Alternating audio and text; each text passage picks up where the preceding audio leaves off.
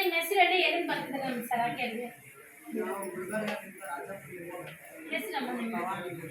Okay, ಎಷ್ಟು ದಿನ ಆಯ್ತಮ್ಮ ನಿಮ್ಮ ಸರಾಕೆಯಲ್ಲಿ ಬರ್ತಾ ಇದ್ದೀರಿ?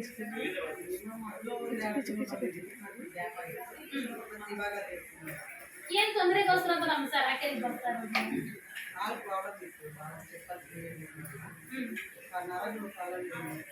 ಹಸಿರು ನರಗಳು ಅದೆಲ್ಲ ಎಷ್ಟು ವರ್ಷದಿಂದ ಇದೆ ಅಮ್ಮ ನಿಮಗೆ? ಆ ನೋವು, ಆ ನರಗಳ 15 ವರ್ಷದಿಂದ. ಅದಕ್ಕೋಸ್ಕರ ಅಂತ ಹಾಸ್ಪಿಟಲ್ ತೋರಿಸಿದ್ದೀರಾ? ಖರ್ಚು ಮಾಡಿದ್ದೀರಾ?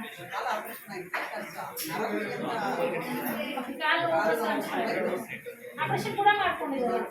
ಆಪರೇಷನ್ಗೆ ಎಷ್ಟು ಖರ್ಚು ಮಾಡಿದ್ದೀರಾ ನೀವು? 2 lakh ಖರ್ಚು ಮಾಡಿದ್ದೀರಾ. ಹಾಗೆ ಒಂದಿನಕ್ಕೆ ಎಷ್ಟು ಟ್ಯಾಬ್ಲೆಟ್ ತಿಂತೀರಿ ನೀವು?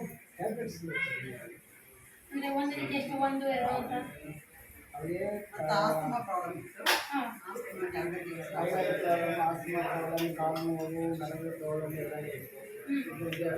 ಬಂದ ನಂತರ ಅವರು ಸರ್ವಿಸ್ ಮಾಡಿಲ್ಲ.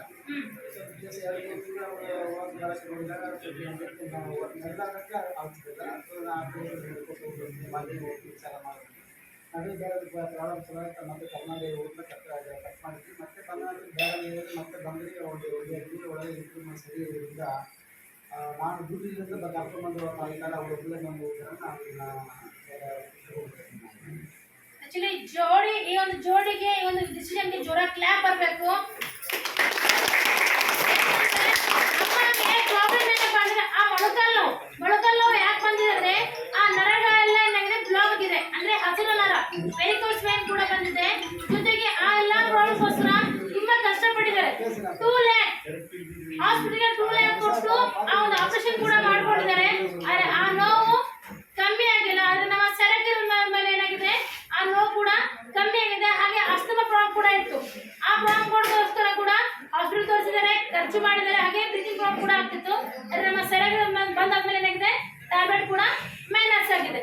ಅಪ್ಪ ಈಗ ನೀವು ಪ್ರಾಡಕ್ಟ್ ತಗೊಳಕ್ಕೆ ಇಚ್ಛೆ ಪಟ್ಟಿದ್ದೀರಲ್ಲ, ಈ ಪ್ರಾಡಕ್ಟ್ ಅಮೌಂಟ್ ನಿಮಗೆ ಜಾಸ್ತಿ ಅಂತ ಅನಿಸ್ತಾ ಇಲ್ವಾ? ಈಗ ಪ್ರಾಡಕ್ಟ್ಸ್ ರಿಸಲ್ಟ್ ನೋಡ್ತಿರುವಾಗ ನಾವು ಮತ್ತೆ ಮನೆಯಿಂದ ಒಂದ್ಸಲ ಮಾಡೋದ್ರಿಂದ ಮನೆಯಲ್ಲಿ 2 ಸಲ ಮಾಡಿದ್ರೆ ಇಲ್ಲ ನನ್ನ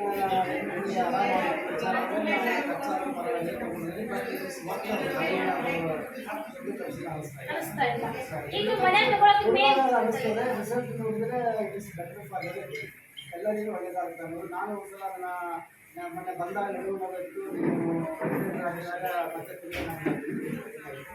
ಸರ್ ಆ ವೈದ್ಯರು ಕೊಟ್ಟಿದ್ದಾಗ ನಾನು ದುಡ್ಡು ಖರ್ಚು ಮಾಡಿ ವಿಚಾರ ಮಾಡಿ ನಿಮ್ದು ಬೆಲೆ ನಾವು ಎಷ್ಟು ವರ್ಷದಿಂದ ಇತ್ತಪ್ಪ ನಿಮ್ಗೆ? ನಾವು ಹೆಚ್ಚಿಗೆ ಏನಿಲ್ಲ. ಏನೋ ಒಂದು ವಿಚಾರಕ್ಕೆ ಅಲ್ಲಿ ಕೆಲಸ ಮಾಡಿದಾಗ ಸ್ವಲ್ಪ ಪ್ರಾಬ್ಲಮ್ ಆಯಿತು. ಲೈಟ್ ಆಗಿತ್ತು. ಯಾವ ಪ್ರಾಬ್ಲಮ್ ಇಲ್ಲ. ಅವ್ರು ಸರಿ ಇದ್ದರೆ ನನಗೆ ಜೋರ ಕ್ಲಾಪ್ ಬರಬೇಕು ಅಪ್ಪನ ಈ ಮಾತಿಗೆ. ಯಾಕಂದ್ರೆ ಅಪ್ಪ ಹೇಳಿದ್ರು, ಫಾಸ್ಟ್ ಅಲ್ಲಿ ಒಂದು ಲೈನ್ ಹೇಳಿದ್ರು, ಇವಳು ಸರಿಯಾಗಿದ್ರೆ ನಾನು ಚೆನ್ನಾಗಿರ್ತೀನಿ ಅಂತ. ನಿಜವಾಗ್ಲು ಅಮ್ಮ ಸರಿಯಾಗಿದ್ರೆ ಅಪ್ಪಂದಿರು ಹಾಗೆ ಒಂದು ಕುಟುಂಬ ಕೂಡ ಚೆನ್ನಾಗಿರ್ಬೋದು. ಯಾಕಂದ್ರೆ ಅಮ್ಮ ನಗದಾಡ್ಕೊಂಡು ಕೆಲಸ ಮಾಡುವಾಗ ಮನೇಲಿ ಏನೇ ನಡೋವಿದ್ರು, ಏನೇ ಕಷ್ಟ ಇದ್ರು ಮರ್ತೋಗ್ಬಿಡ್ತೀವಿ, ಹೌದಾ? ಸೊ ಅಮ್ಮ ಆಕ್ಟಿವ್ ಆಗಿರುವಾಗ ಅಪ್ಪ ಹಾಗೆ ಫುಲ್ ಫ್ಯಾಮಿಲಿ ಖುಷಿಯಾಗಿರ್ತೀವಿ ಅಂತ ಅಪ್ಪ ಈ ಒಂದು ಒಳ್ಳೆ ಗಿಫ್ಟ್ ನ ಈ ನಮ್ಮ ಸೆಕೆಂಡ್ ತಾಯಿ, ಅಪ್ಪನ ಸೆಕೆಂಡ್ ತಾಯಿ ಆಗಿರುವಂತ ನಮ್ಮ ಭವಾನಿ ಅಮ್ಮಗೆ ಗಿಫ್ಟ್ ಆಗಿ ನಮ್ಮ ಜಿಯಟ್ ಪ್ರಾಡಕ್ಟ್ ನ ಕೊಟ್ಟಿದ್ದಾರೆ.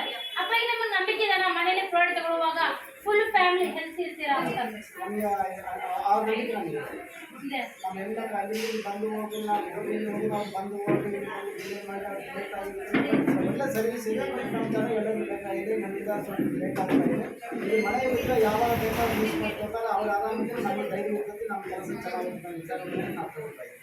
ಆಮೇಲೆ ಮನೆಯಲ್ಲಿ ನೀವು ಇಷ್ಟಪಡೋ ಪ್ರಾಡಕ್ಟ್ ಬರ್ತಾರೆ, ನಿಮ್ಗೆ ಹೇಗೆ ಅನಿಸ್ತಾ ಇದೆ ಅಮ್ಮ? ಖುಷಿಯಾಗಿದ್ದಾನಾ? ಫುಲ್ ಖುಷಿಯಾಗಿದ್ದೀರಾ? ಸೊ ಎಲ್ರಿಗೂ ಏನಂತ ಹೇಳ್ತೀರಾ? ನೀವು ತುಂಬಾ ದಿನ ಬಂದು ಥೆರಪಿ ಮಾಡ್ಕೊಂಡಿದ್ದೀರಾ, ಇದೆಲ್ಲ ಪ್ರಾಡಕ್ಟ್ ಬಗ್ಗೆ ಗೊತ್ತು, ಮನೇಲಿ ಕೂಡ ತಗೊಳಕ್ ರೆಡಿ ಆಗಿದ್ದೀರಾ. ಎಲ್ರಿಗೂ ಏನಂತ ಹೇಳ್ತೀರಾ ನಮ್ಮ ಸರಾಕೆ ಬಗ್ಗೆ? ಎಲ್ಲರೂ ದಿವಸ ಬರಬೇಕು, ರೆಗ್ಯುಲರ್ ಬಂದ್ರೆ ಟ್ರೀಟ್ಮೆಂಟ್ ಚಲೋ ಭರವಸೆ ಕೊಡ್ತೀರಮ್ಮ? ಕ್ಲಿಯರ್ ಆಗುತ್ತೆ ಎಲ್ಲ ಪ್ರಾಬ್ಲಮ್ಸ್. ಜೋರ ಕ್ಲಾಪ್ ಹಾಕಿ ಅಪ್ಪ ಅಮ್ಮಗೆ ಈ ಸರ್ವಿಸಿಂದ ನಾನು ಹೇಳ್ತೀನಿ, ನಾನು ಒಂದು 20 ವರ್ಷದಿಂದ ಸಾಕಷ್ಟು ಖರ್ಚು ಮಾಡಿದ ತಿಂಗಳಿಂದ ಅವ್ರಿಗೆ ಭಾಳ ಸಂತೋಷ ಆಗಿದ್ದಾರೆ. ಇದು ಕೊಡಿಸಿಂದ ಇನ್ನೂ ಸಂತೋಷ ಆಗಿದ್ದಾರೆ. ಇದು ನಮ್ಮ ಮಕ್ಕಳಿಗೆ ಉಪಯೋಗ. ನನಗೆ ಆರಾಮನೆ ಮಾಡೋದಕ್ಕಿಂತ ನಾವು ನಮ್ಮ ಮನೆಗಳು ಕಟ್ಟಿಸ್ಕೊಡೋದಕ್ಕೆ ಇದು ಒಂದು ತೋರಿಸಿಬಿಟ್ರೆ ಮಕ್ಕಳಿಗೆ ಮುಂದಿನ ಒಳ್ಳೆಯದಾಗ್ತದೆ ಅನ್ನೋ ವಿಚಾರ ನನಗೆ ಅನಿಸಿದೆ. ಅದು ಮಾತು ಹೇಳಿ